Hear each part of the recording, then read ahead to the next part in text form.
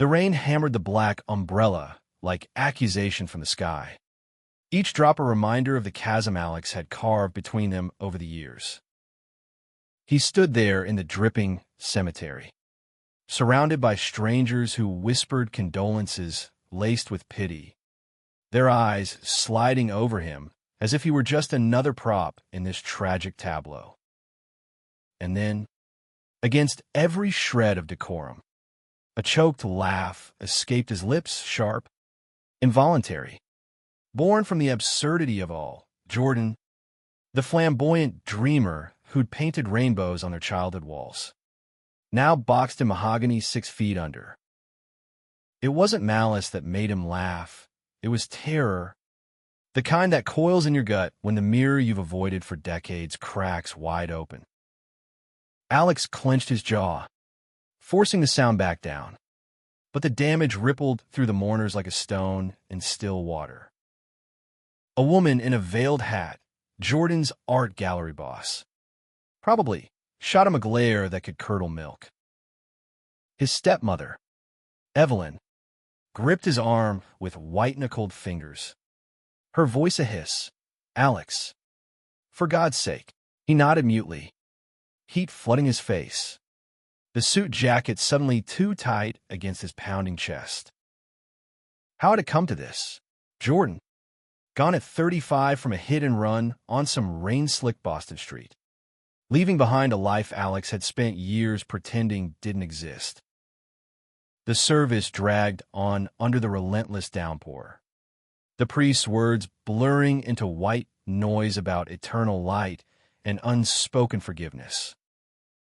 Alex's mind wandered to the first time he'd met Jordan, back when they were awkward teens thrown together by their parents' whirlwind remarriage. Evelyn had swept into their quiet Connecticut suburb like a force of nature, trailing perfume and laughter, with her 10-year-old son in tow. Jordan, all wide-eyed wonder and mismatched socks, clutching a sketch pad like a shield. Alex, 15 and already armored in football jerseys and straight ambition, had sized him up and dismissed him. Too soft, too different. But late at night, when the house creaked with new family awkwardness, Alex would hear the scratch of pencil on paper from the room next door, and something in him stirred, a curiosity he buried under layers of locker room bravado. Now, as the casket lowered with a mechanical whine that set his teeth on edge, the officiant cleared his throat. Jordan left instructions for a final reading, the man said, unfolding a crisp envelope sealed with red wax. Alex's stomach twisted. He hadn't known about this. The mourners leaned in, umbrellas tilting like conspiratorial hats. The priest's voice boomed, steady against the storm. "To my brother Alex, yes. You, the one who always pretended we were strangers. If you're hearing this, it means I've finally let go. But before I do, one truth for you."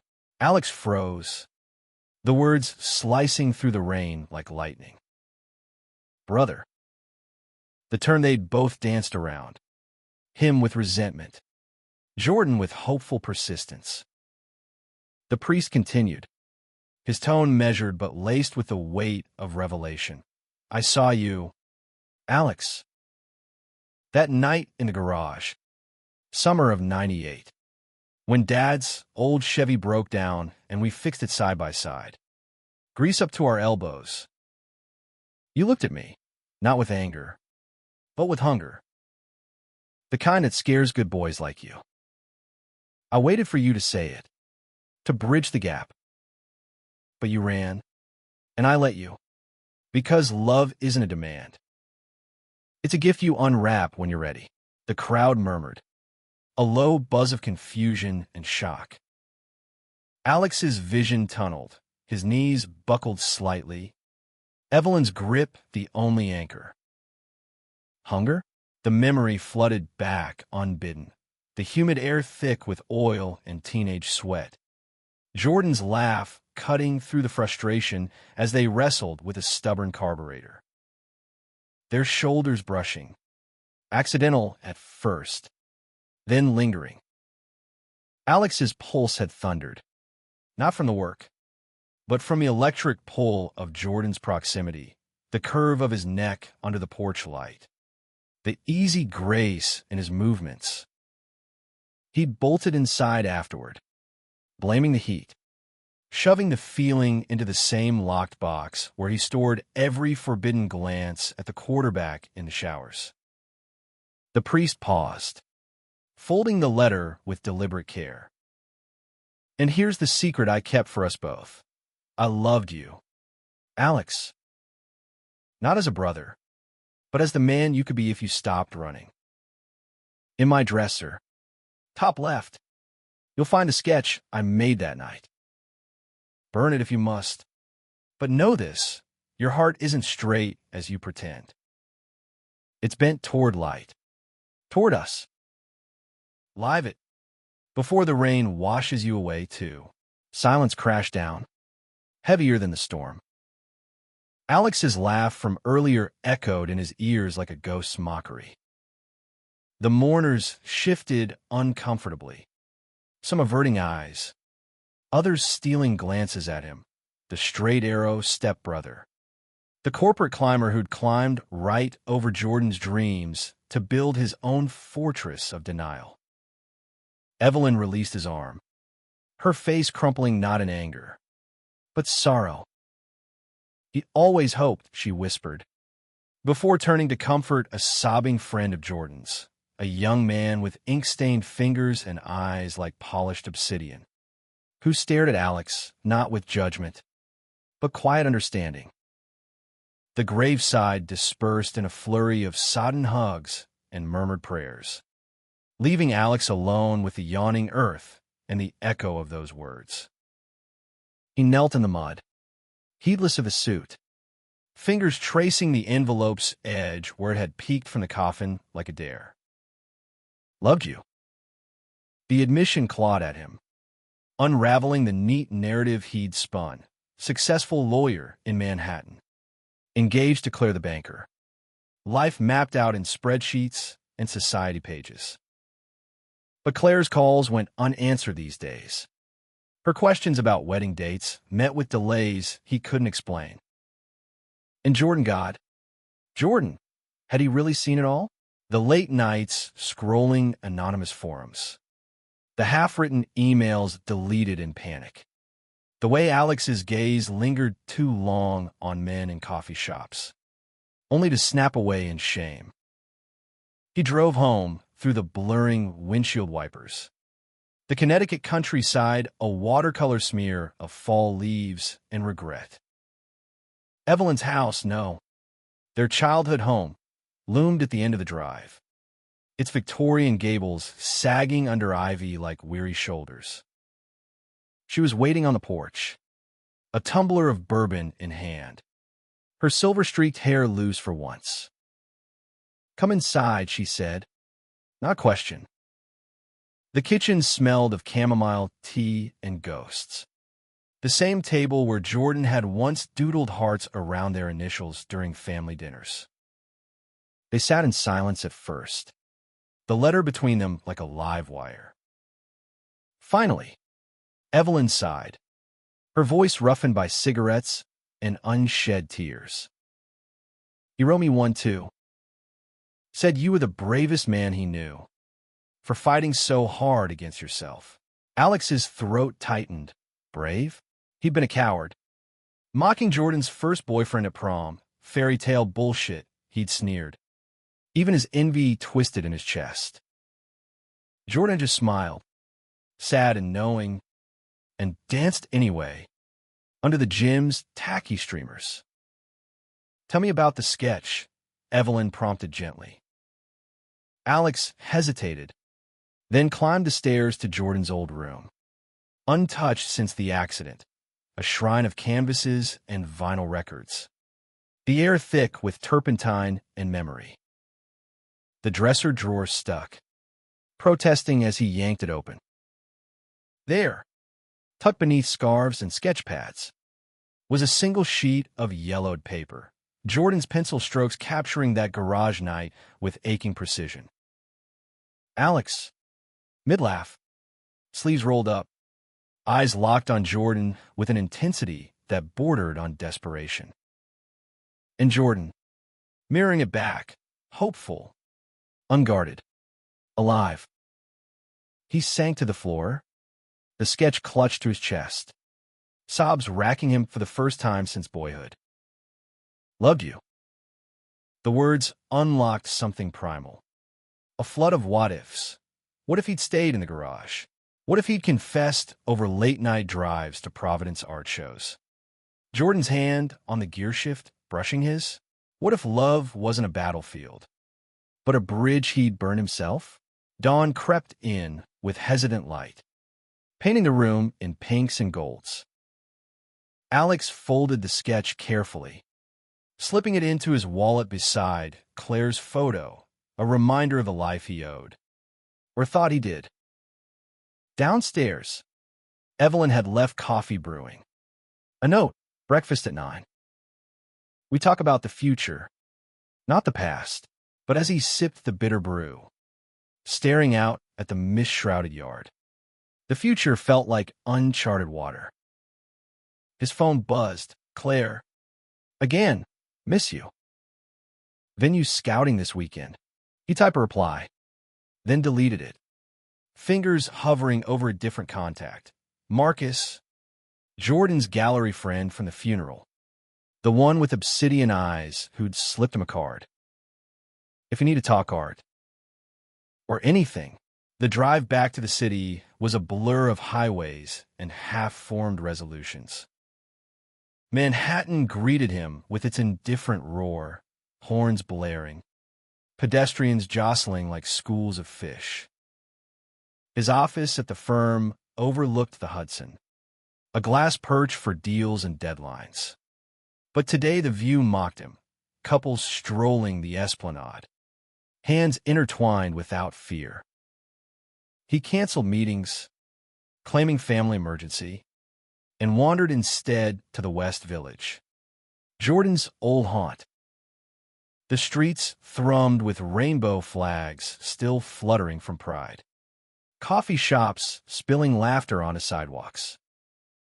He found the gallery by instinct, a narrow brownstone wedge between boutiques, its window alive with Jordan's final exhibit, abstracts of fractured light and shadowed embraces. Titled Unsaid. Inside, the air hummed with hushed reverence, patrons drifting like smoke.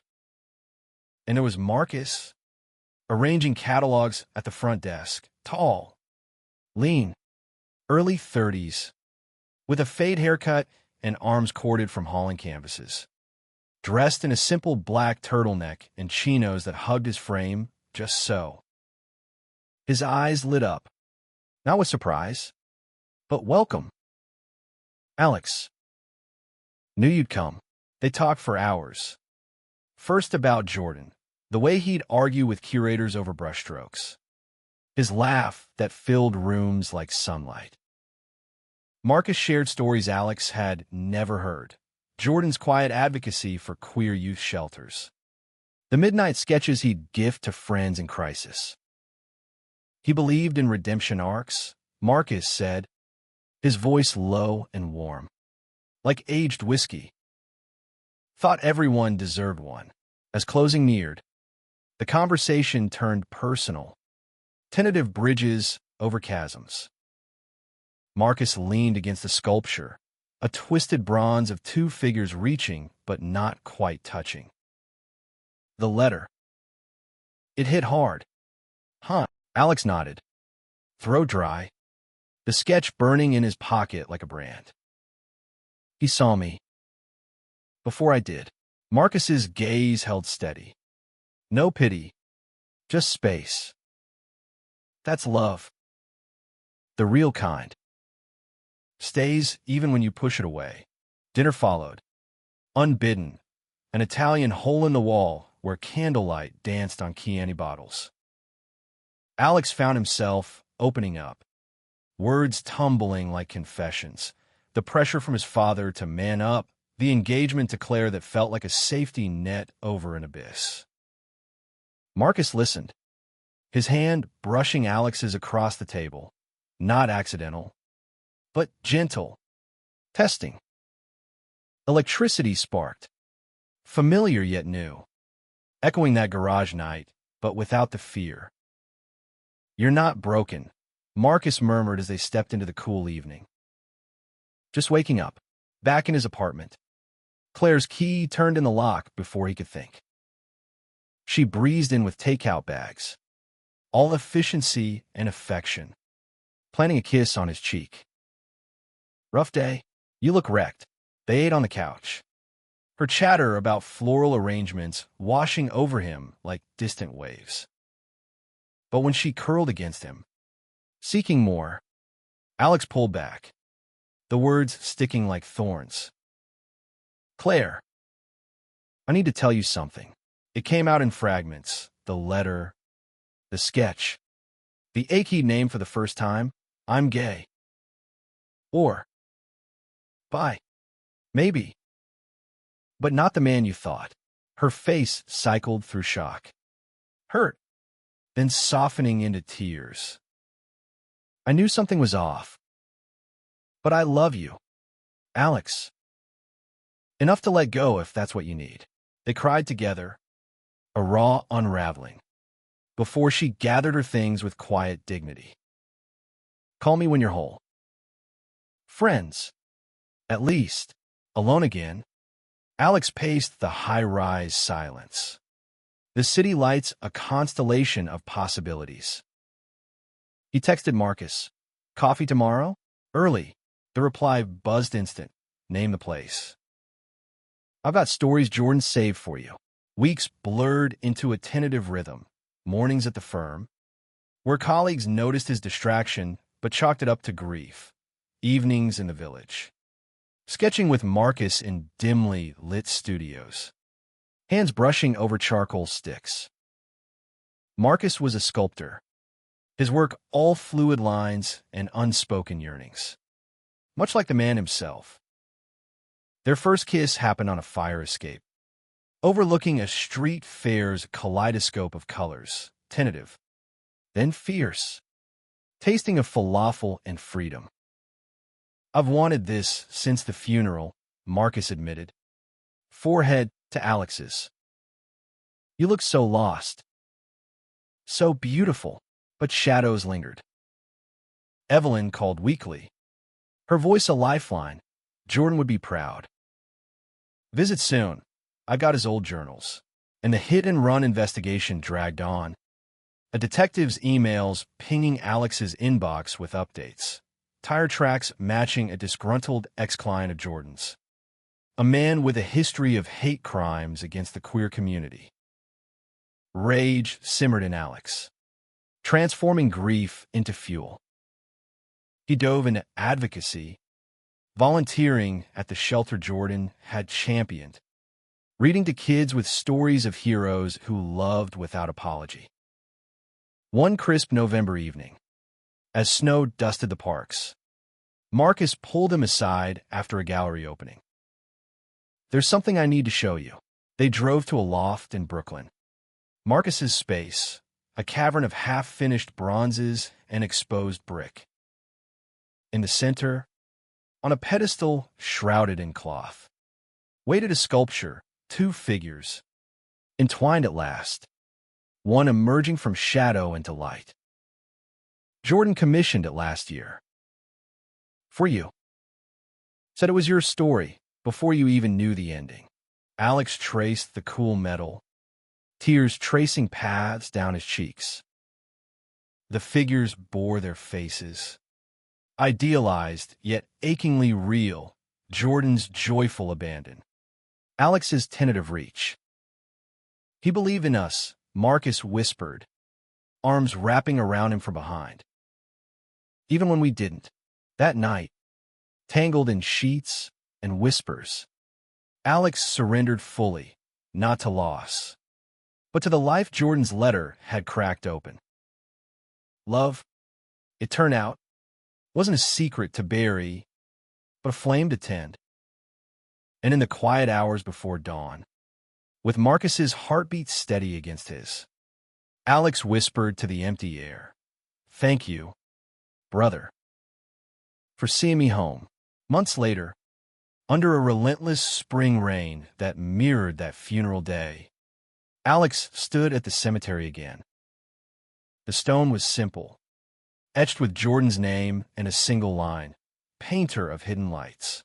He brought the sketch, framing it in his mind as he scattered petals, pinks and blues, defiant against the gray.